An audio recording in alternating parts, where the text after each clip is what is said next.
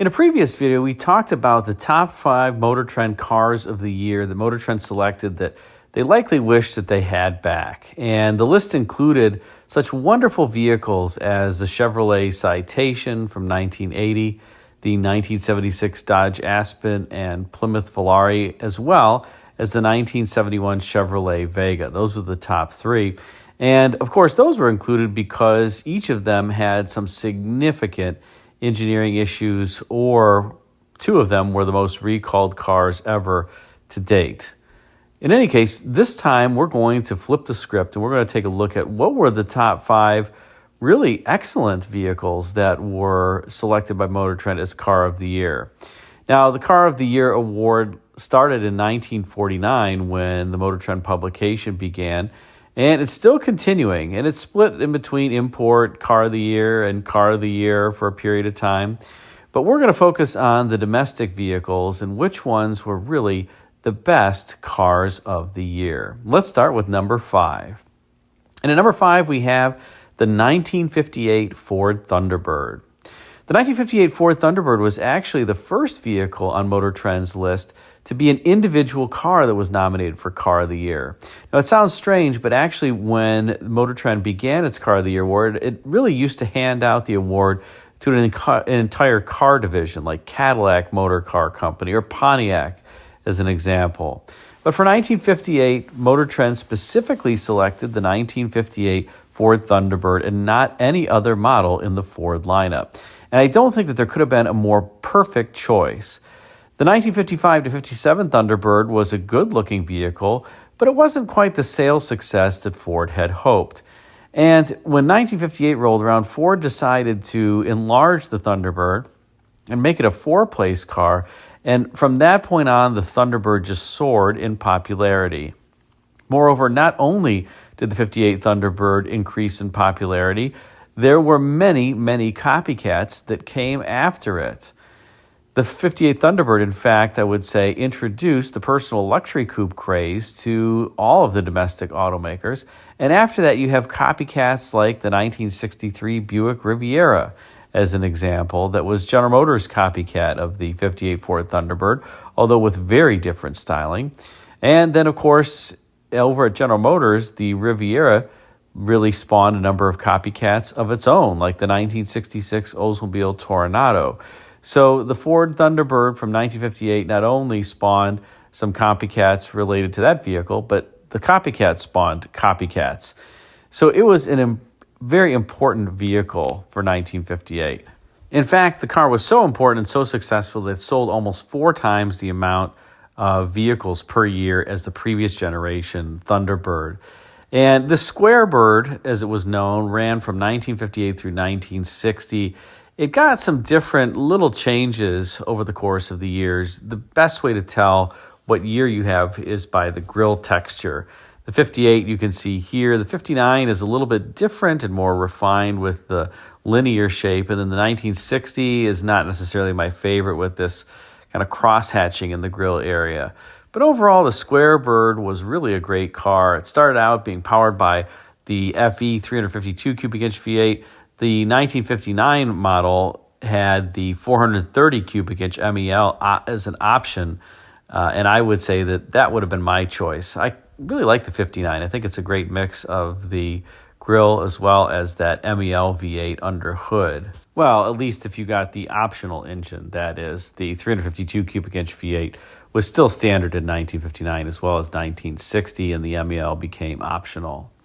So for the reasons that are mentioned, the 1958 Thunderbird makes this list at number 5, mainly because of the craze that it really created in terms of the personal luxury coupes. And also, they're pretty good cars and good lookers as well. The Squarebird, to me, especially the front end, is very strong. I think it's a great looking vehicle overall. Let's move on to number 4. And at number 4, we're going to stick with the Ford products yet again, and the 1986 Ford Taurus. Now, the 1986 Taurus was really a revolutionary car from a domestic auto industry standpoint. You have to remember what was being produced at this period of time by the domestic auto companies. Over at GM, basically everything had kind of the similar roof style with that very vertical style C-pillar and then a kind of upright, boxy, well, 3-box design to pretty much all the cars except the sports cars like the Camaro, the Trans Am, or the Firebird, and the Corvette. And over at Chrysler, they kind of were emulating General Motors at this time frame, particularly with the K-car variants that also had that very distinct 3-box design in many cases, aside from the Chrysler G-body cars like the Dodge Daytona that had a very different shape. But over at Ford decided to go into an entirely new direction with the 1986 Ford Taurus and really emulated the Audi 100 of the earlier 1980s and a number of years before with a lot of its styling. Regardless, if you want to call the Taurus a copycat, so be it. But the fact of the matter is that it really set an entirely new design direction for the domestic auto companies who up to that point were really designing vehicles that were American in taste. And the Taurus proved that you could sell a car that had a shape very similar to what was sold in Europe and do so successfully in the U.S. Importantly, the Taurus not only redefined what, let's say, the standard American sedan should look like from the outside, but it also did so on the inside with different ergonomics of the era. This was one of the early cars where the HVAC controls, as an example, were rotary knobs, at least from a domestic auto company standpoint, as opposed to the typical slider bars. And everything was really placed at hand. The ergonomics engineers did a great job on the Taurus. And under hood, it had a new optional 3-liter V6. There was standard 4-cylinder power, but it did have appropriate pep and spunk to go along with the car's looks. Now, like I said, the 1986 Taurus, as well as, who could forget the 1986 Mercury Sable with that beautiful light bar in front and the skirted rear wheel. By the way, when I say skirted rear wheel, I don't mean the removable skirt, but the semi-covered rear wheel that the Sable had, which the Taurus did not. In any case, the Taurus and the Sable both really were just tremendous vehicles in their time. I do find one thing kind of humorous, and that is that at the very last minute, Ford interior designers added some fake wood grain simply because the Mercury Grand Marquis and the Ford LTD Crown Victoria were so popular and so traditional with buyers that designers didn't want to risk losing those buyers on the Ford Taurus. And so they kind of warmed up what was otherwise a very, let's say, plain Jane interior, purposefully plain Jane, not because they were trying to be cheap, but because they were trying to take the interior in a different direction with a newer aesthetic.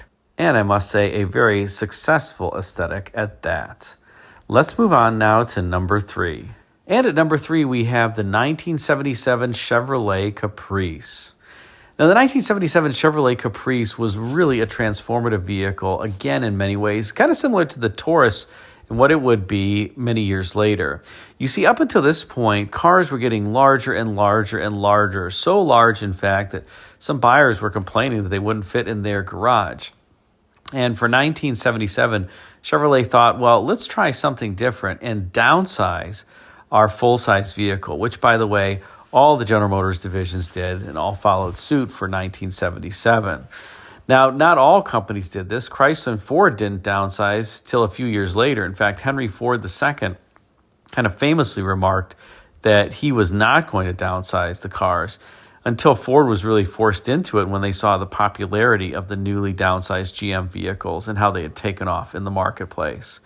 Of course, the Caprice was really the ringleader of this downsizing, and one of the things that made it so successful is that while the car was about 10 inches smaller than its predecessor and about 800 pounds lighter, it actually drove better in almost every respect. If you drive a 1977 Caprice compared to a 1976, you'll just remark at how good the overall ride and handling balance is, how taut the body feels, especially compared to the previous generation. It feels like the chassis is made out of some cheap form of rubber. And overall, the car has quite a bit of roominess on the inside. One of the things that the packaging engineers did was largely preserve the interior roominess. And in fact, some of the dimensions like rear seat headroom were better in the 1977 variant than the previous model.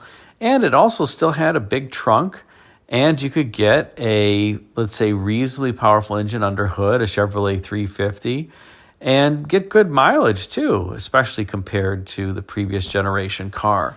So it really was hard to fault a buyer for liking this newly downsized generation when it was smaller, it was more easy, let's say it was easier to maneuver in city traffic in particular, and it had basically the same amount of interior space as the previous generation car. What's not to like?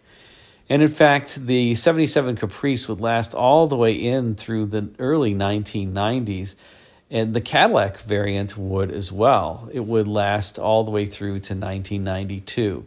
So these very boxy, so-called sheer look vehicles, that was General Motors' term for the styling, the sheer look. In fact, that sheer look was inspired by many European cars, smaller European cars of prior years, but that styling was transported onto these larger cars for the 1977 model year, and it just proved entirely successful. Let's move on now to number 2. And at number 2, we have the 1966 Oldsmobile Toronado. The Toronado was really birthed by Oldsmobile out of jealousy, let's say, because Buick had their Riviera that came out in 1963. Of course, the second generation Riviera would come out in 1966. But the first generation that came out in 1963 was the one that made Oldsmobile jealous. And why do I say that? Well, Oldsmobile was one of the divisions that was competing to produce that 1963 Riviera. It was actually designed as a LaSalle and a revival of the LaSalle make. And so it really didn't come out of any particular brand studio. And Buick, Oldsmobile, and Pontiac bid on the car in order to be able to produce it. Buick won because it said that it would produce the design unaltered. And that left Olds kind of smarting and looking for something of its own that they could come out with. Now, Oldsmobile was always known as the technology division, and they had really pioneered the mass production overhead valve V8 engine. It was introduced in 1949 along with Cadillac, the hydromatic transmission, among other inventions. And so Oldsmobile thought for 1966 in coming out with this range topper, well, what else can we do? What can be, let's say, a modern marvel for the customer?